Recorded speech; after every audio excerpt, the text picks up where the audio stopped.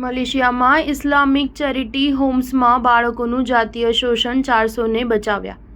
મલેશિયાની પોલીસે 20 Islamic charity હોમ્સમાં બાળકોના જાતીય શોષણના કૌભાંડનો પર્દાફાશ કર્યો છે. 2 રાજ્યોમાં પોલીસે પાડેલા દરોડામાં 201 કિશોરીઓ સહિત કુલ 400 બાળકોને બચાવવામાં આવ્યા છે. આ દરોડા દરમિયાન મૌલવીઓ સહિત 171 જણાની ધરપકડ કરવામાં આવી છે. પોલીસે મહિના પહેલા નોંધેલી ફરિયાદના આધારે કાર્યવાહી શરૂ કરી હતી. વાસ્તવમાં સપ્ટેમ્બરના પ્રારંભમાં પોલીસ સમક્ષ ફરિયાદ આવી હતી કે ચેરિટી હોમ્સમાં બાળકો સાથે દુર્વ્યવહાર, જાતીય શોષણ અને છેડતી જેવી ઘટનાઓ બની રહી છે. મલેશિયાના ટોચના પોલીસ વડા રજારુદ્દીન હુસૈને ખુલાસો કર્યો હતો કે આ બધા charity homes global Ikhwan services and business દ્વારા સંચાલિત હતા.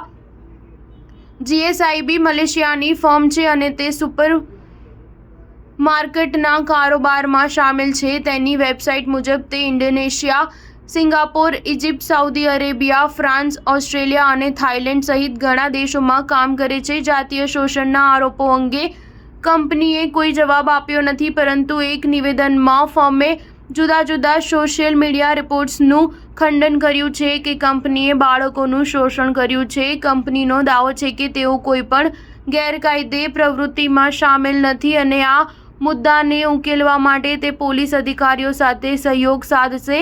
પોલીસના જણાવ્યા મુજબ એક પ્રતિબંધિત ધાર્મિક સંપ્રદાય સાથે જોડાયેલા એક અગ્રણી ઇસ્લામિક વ્યાપારી સંગઠન દ્વારા આ ચેરિટી હોમ્સમાં બાળકોનું જાતીય શોષણ કરવામાં આવ્યું હતું. પોલીસે ફરિયાદ પછી તરત જ કાર્યવાહી કરતા આ સ્થળો પર દરોડા પાડ્યા હતા અને બાળકોને બચાવ્યા હતા.